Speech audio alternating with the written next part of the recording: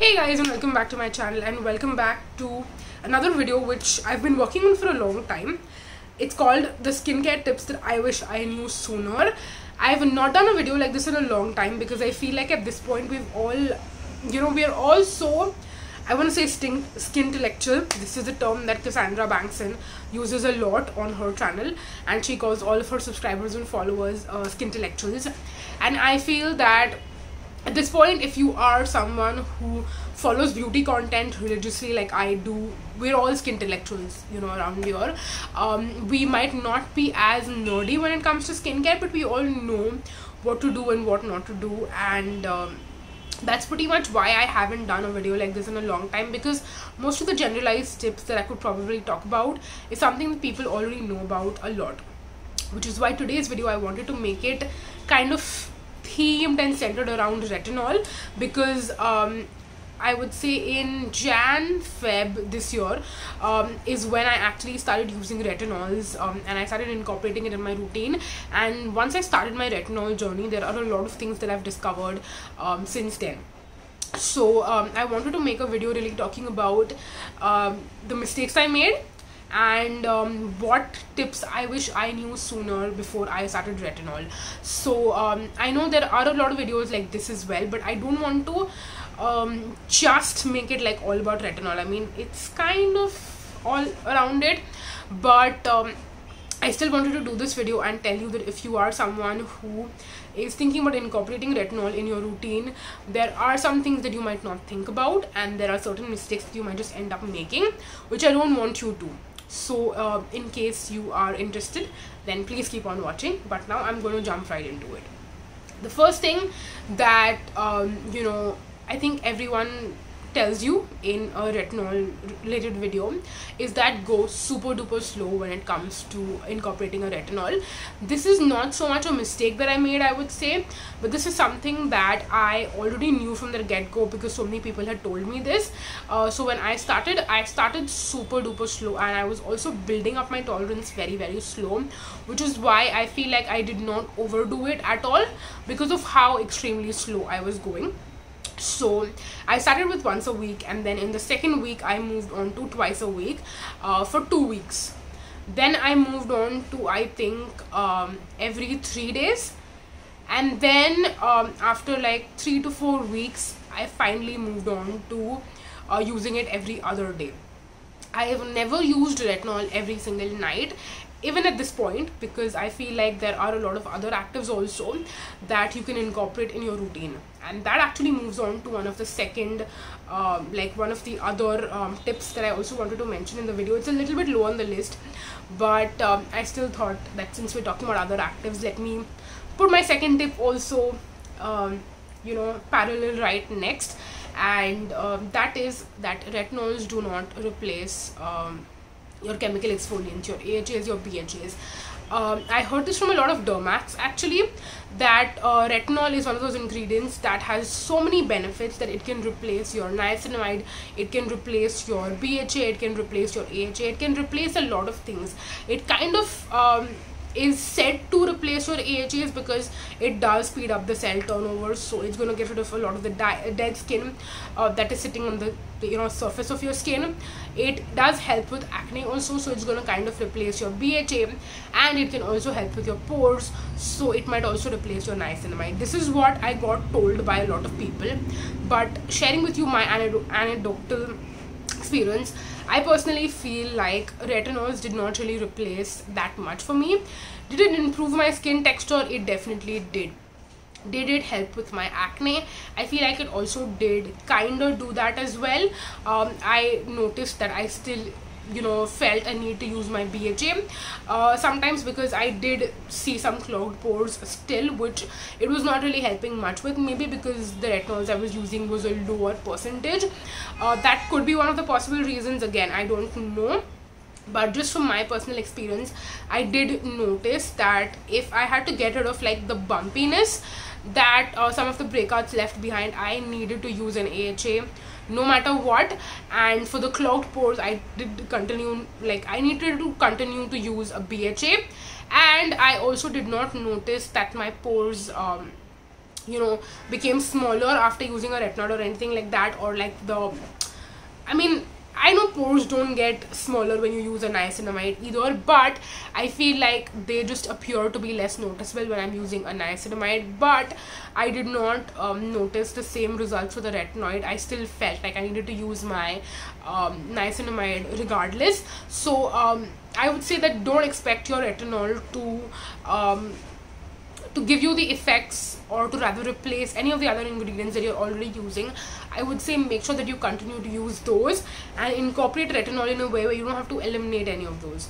So coming back to the first point, I would say that for me personally, I would still continue to use them every other day, so that on the day I'm not using a retinol, I can use my other chemical exfoliants or my other active ingredients just in general. So there was that. Moving on to a very important tip, which I feel like should have been the first thing that I mentioned in this video, and that is retinol can make your skin very, very dry. Again, this is something that I have never experienced before because I've always had super oily skin. Then moving on to a little bit combo. But when I started incorporating a retinol, my skin became pretty dry, like drier than I have seen in a long time. I'm definitely happy that I did not incorporate retinol. Like I did not start out with it in the winters. That being said, I mean Jan Feb you could kind of say it would be like a winter time, but it was not super duper dry. Like my skin was not super duper dry before I started using a retinol, but once I started using it, it became really, really dry. So you have to use the most hydrating, moisturizing moisturizers that you can find in the market when you start using a retinol in your skincare routine. And I would say what will help is that when you're using a retinol, right after that, use a super duper thick, heavy, occlusive moisturizer. That is going to, I mean, it might help your retinol penetrate a little bit deeper, which could be sensitizing for the skin, but using like a nice thick heavy moisturizer is also going to make sure that your skin does not flake and dry. And I mean the next morning if you have to go to work or you have to go out and you need to show your face to people, you don't want like layers of your skin flaking off, right? It's going to look very, very embarrassing. So keeping all of that in mind, I would highly recommend you use a nice thick heavy moisturizer. And even if you don't have dry skin, expect your skin to become dry in the initial phases when you start incorporating a retinol. So that is a very, very important tip that I feel like I knew, but I was always overconfident ki nahi, I to have oily skin, so how is it going to matter, my skin is not going to become very dry. No, it definitely became very, very dry. So that was that. Moving on to the fourth tip, and this is one that I learned the lesson once. I noted down the tip and I was like, this is something I have to remember, and then I totally forgot about it and I made the same mistake for a second time.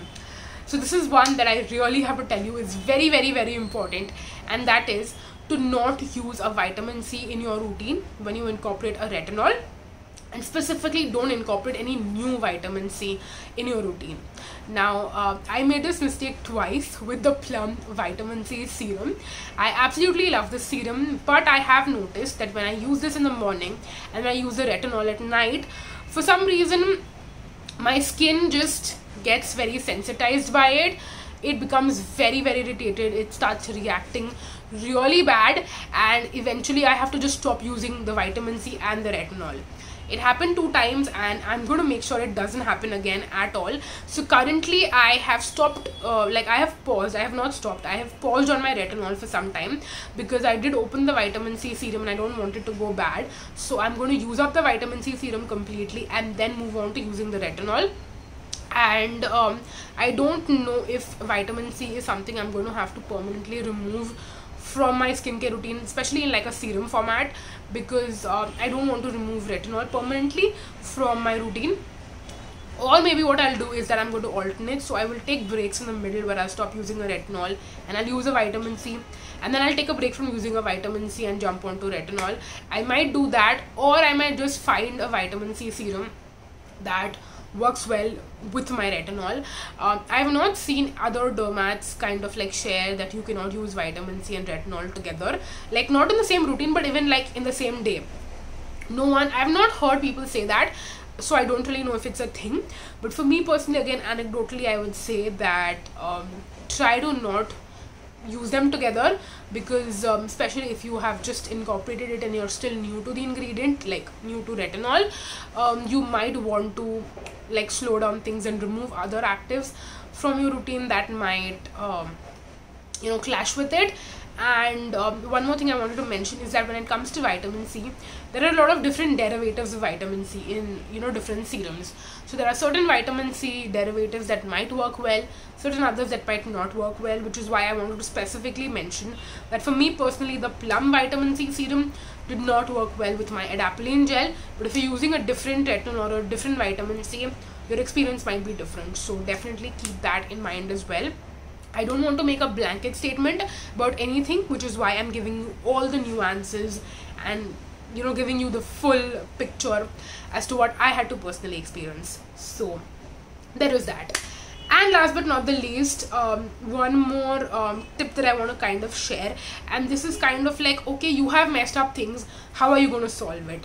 So like I was just mentioning, when I faced that issue with the adapalene and the Plum vitamin C together, what I did was that I stopped using all my actives. I stopped using my Plum vitamin C, I stopped using the retinol, which I still paused on that one, but I have now incorporated the Plum back into the routine. But when your skin faces that skin barrier damage, or the over exfoliation, or the kind of just weirdness, let's call it, on the skin, what you can possibly do to help with that and to solve that is to remove all of the actives from your routine and just cut back and do the super basics. Just cleanse your skin with a very, very gentle cleanser that is not stripping, not irritating. Use a moisturizer, preferably one that is supposed to repair your skin barrier. Like I was using the Formula RX Barrier Relief Moisturizer. That is a great moisturizer, and again, that was one which was anyways in the rotation, but it just coincidentally happened to be one that is also supposed to help with skin barrier damage if you have any. For a night time, a great moisturizer is the Deconstruct Skincare Skin Soothe Moisturizer. Also, the Phytoceramide by Earth Rhythm are great moisturizers to use in the night time. And again, I was doing a very similar thing where I was just cleansing my face in the night, doing my double cleanse if I'm wearing any makeup, and then I would just put on my moisturizer and go to bed. Just one step nighttime skincare routine and bas utne mein ho gaya. And I would also say that if possible, don't use any makeup either on your skin during such a time. But if your skin gets super duper red because of the skin barrier damage, then I understand कि वो redness को cover करने के लिए you might feel that you want to use some makeup. So I understand that, because even I had similar feelings when I had caused this issue. So yeah, that's something that you could also keep in mind and incorporate if necessary. So yeah, these were all the tips that I wish I knew sooner, and I wish I did not make these mistakes, but because I did make these mistakes, I'm here to share this video with you and share these tips so that you don't repeat the same mistakes that I did. I really hope that you found this video helpful and it was fun to watch and you gained some new information out of this video. So yes, if you did, please make sure to let me know in the comment section. I would love to know. And also, if you have any more tips that you want to share with us, definitely leave that also down below in the comment section, because it would be really helpful for other people to read. And that is it for this video. Thank you so much for watching, you guys. Until next time, bye bye.